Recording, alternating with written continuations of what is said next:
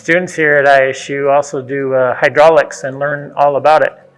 This is a hydraulic selector valve out of a Cessna 210. It wasn't working, and the students themselves pulled it out and followed the manuals and are repairing it as per the manuals and FAA standards.